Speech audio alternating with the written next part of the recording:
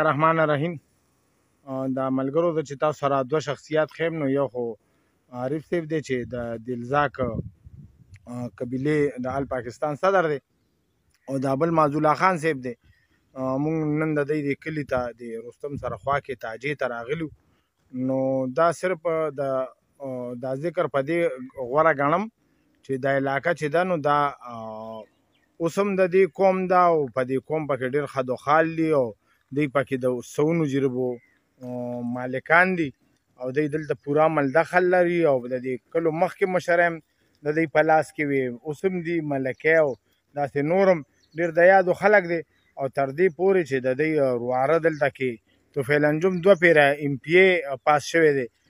اوس هم د تیر ټرم کې لا هغه پسې بل ایم پی ای نه دی راغلی. نو د دې دا لوی ثبوت دی چې دا دلزاک قوم چې دی دا دلته کې د پخوانه صاحب جیداد را روان دی، صاحب حیثیت را روان دی، صاحب عزت را روان دی او چې څنګه پخوا راسې خلکو قدر ورکړی نو دغه شان نن هم قدر ورکړی چې د دوی د کور یو ماشوم یو زلمی د 28 کالو کس د ایم پی ای دغه ته رسوي او دې ته نو دا ډېر لوی کار دی او بیا په دې داسې لوی قیادتونو کې دویم چې لکه په دې دونه رقیبانو کې ژوندون نو دا کمال دی. دا مخامخ ګټه هم ده، تاسو ته خیم دام لګو ګورئ دا چې زه تاسو یم چې دې علاقې د دې غر کې هر وخت 50 فټه پیلرې وتې شي او هغې نه ډېره عجوبه آبادۍ هم کیدی شي او کیدی شي دا په دنیا کې دونه نه نو دا ګټان به نور هم ډېر وي، خو یو ګټ زه تاسو ته ښیم غوندې دې دا احاطه کوي نو دا هم دا تاجه کلی دی او د رستم سره خوا کې تاسو کتی شي دا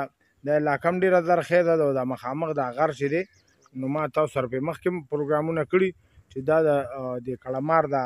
بیخي بل اړخ دی شاید او دا چې د دنیا کې که بل تاریخ کم آتشکدې وي نو په هغه آتشکدو کې یو د کړمار دا آتشکده یو به د پنجپیر و یو به د کوهموري وه. دا تاسو د دې نظاره وکړئ، ډېر ښایسته ویو ده. دلته د زیتونو باغونه هم نال شوي دي او په دې باندې اوس هم د دیار نختر ونې هم شته دی په دې کړمار باندې. نو دلته دا موسم هم ډېر خوشګوار دی. بل لا تاسو چې کوز ته مخامخ کوم سکول ګورئ نو دا هم د دلزاک ورکړی دی او دلته یو بل سکول مو وکتو هغه هم دوی ورکړی دی، بلکې دلته کې جوخت کلي کې یو ډېر ښه دارالعلوم دی نو هغه د دوی زنانو پیسې ورکړي دي او هغه یې جوړ کړی دی. نو دوی هم د مشرۍ هغه حق پوره ادا کوي، دا نه چې خلک دوی هسې مشران کوي. او زه چې دې کلي ته راغلم په ما باندې خو داسې له غونتې سهار غونتې راوستو او داسې خپل د غېږه کې واغېشتم ځکه چې دا څونه ښکلی کلی دی او څونه ښکلی ده، څونه مزی ده. دا څنګه باد په دې جولۍ کې داسې لګي لکه بندوي چې زه چېرته د سپرلي وږمو ته ناست یم. دا دې دا شینکۍ دا شین وګورئ. بل دا دی چې دا خلک هم د پښتو په مروجه ټولو اصولو باندې پوهېږي. نو دا زه تاسو ته دا بار دا خبره تکراروم چې دا هغه عظیم قوم د دلزاکو هغه سرخیلان دي چې ما تاسو سره دا بار وښول چې یاره دی په یو جنګ نه پس هم دا علاقه پرېښې نه ده بلکې دلته په مالکانه حیثیت او په لوی حیثیت باندې آباد دي او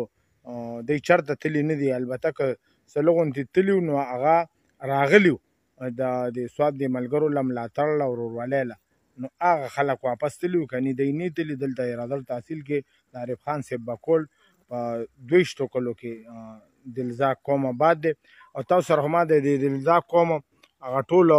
هغه بیان کړی چې دا څونه عظیم قوم و 1500 کال دلته حکومت کړی دی او په دې کې چېرته دا نه دي کړي چې یاره د شرابو د کبابو کې محفلونه د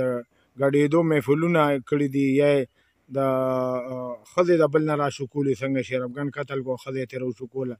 نه داسې کړي چې ځنکدن کې مو له خلکو شرابونه دغه خولې ته ورچولي څنګه چې بابر او د همایون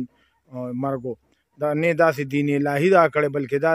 د اکبر باچا غوندې نه پلاران قتل کړي پلاران یې کېدونه کې اچولي څنګه ده چې د جهانګیر او د شاهجان په وختونو کې شوي دي. نو دا خو داسې خلکو دا د الله په مینه مستو دی خو جهاد له راغلي او د پټکي په ځای باندې کفن په سر تړلی خو هغې کې بیا خیري شمله دا نه جغه شوه چې خلکو والا دلته کې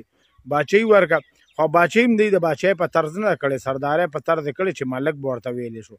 او دې ملکانانو دلته کې ډېر د انصاف حکومتونه کړي، نه زور زیاتې شته، نه چا سره جبر شته، نه چا نه ځمکې